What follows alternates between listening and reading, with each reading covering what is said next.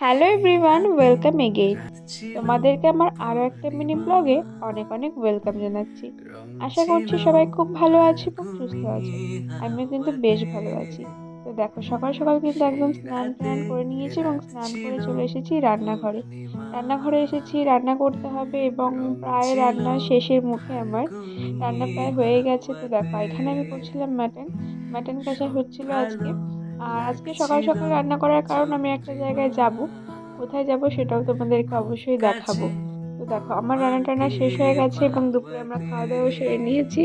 এবং এখন হয়ে গেছে, দুপুরই হয়েছে, এখন দুপুর 2টো বাজে এবং আমি যাচ্ছি কল্যাণীতে।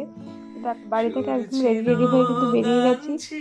আর বেরোনোর পরে অটো করে নিয়েছিলাম এবং অটো করে যাচ্ছিলাম স্টেশন। বাড়ি থেকে বেরিয়ে অটো করে স্টেশন যেতে হয়, তাহলে আমাদের স্টেশন যেতে একটু সুবিধা হয়। তো দেখো, আমরা কিন্তু চলে এসেছি স্টেশনে এবং এখান থেকে এবার আমাদেরকে ধরতে হবে। তো ট্রেনের জন্য ওয়েট করি। স্টেশনে আসবো আর ট্রেনের জন্য ওয়েট করবো না, সেটা তো হয় না। আর যেহেতু এটা আমাদের হল স্টেশন, তো এখানে খুব একটা ট্রেন যে চলে তা নয়।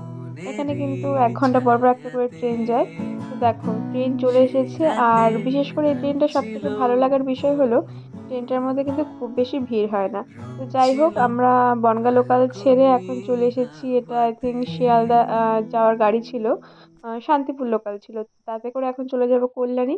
আর আজকের ভিডিওটা আমি এখানেই শেষ করছি। ভালো লাগলে একটা লাইক কমেন্ট করে দিও। টাটা।